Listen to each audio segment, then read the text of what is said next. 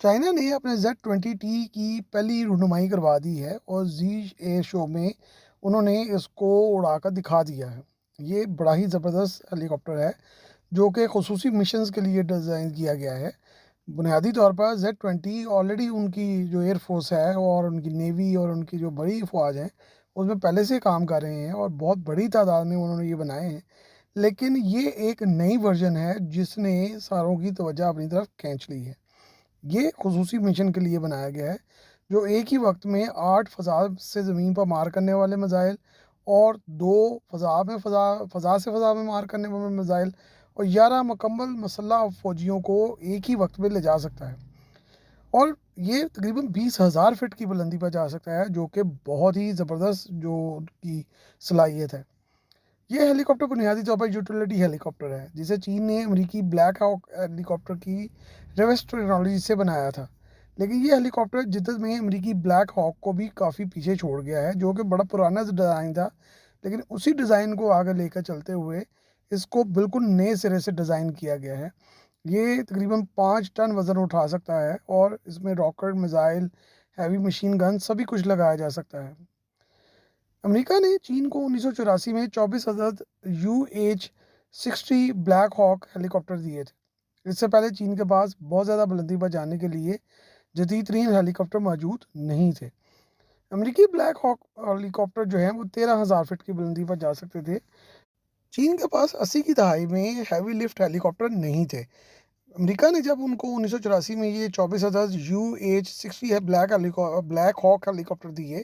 تو ان کے لیے یہ بہت بڑی جو تھی سہولت تھی، اس لیے پھر چین نے اس کو ملکی طور پر بنانے کا آغاز کیا اور اس کی ریورس ٹیکنالوجی کو بہرحال استعمال کیا گیا۔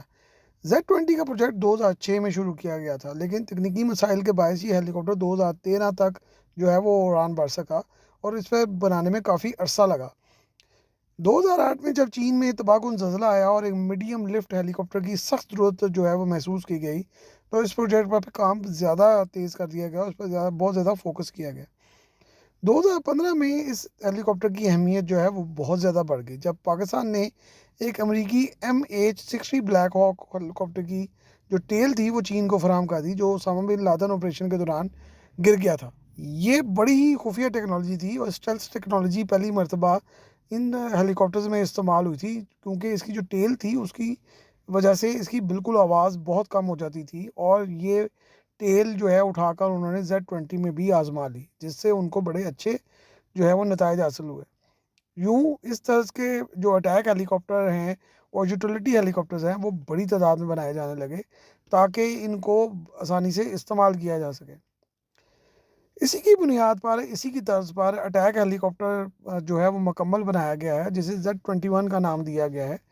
جس میں جدید ترین ریڈار اور زیادہ طاقتور انجن لگایا گیا ہے، جس کی جو فراہمی ہے وہ نیوی، ایئر فورس اور بڑی فوج تینوں کو کی گئی ہے، اور اس کی جو فائر پاور ہے وہ Z-10 سے بھی زیادہ ہے۔ اس وقت جو نیا ماڈل سامنے آیا ہے اس میں جدید ترین میزائل لگائے گئے ہیں، اس میں حملے کے 2 ارکان سوار ہو سکتے ہیں، اور اس کی نئی ساخت جو ہے وہ 20,000 فٹ کی بلندی تک جا سکتی ہے، اور اس کی رینج تقریباً 560 کلومیٹر ہے۔ اس میں اے ٹو گراؤنڈ میزائل لگائے گئے ہیں، راکٹ اور مشین گن جو ہے وہ بھی فٹ کی گئی ہے۔ یہ ہیلی کاپٹر بہت زیادہ بلندی پر جا کر آپریشن کے قابل بنائے گئے ہیں، خصوصاً لداخ کے علاقے میں اس ہیلی کاپٹر کو بہت کامیاب مانا گیا ہے۔ اس ہیلی کاپٹر کی وجہ سے پہاڑی علاقوں میں اب چین کو آپریشن کرنے میں بہت زیادہ آسانی فراہم ہو گئی ہے۔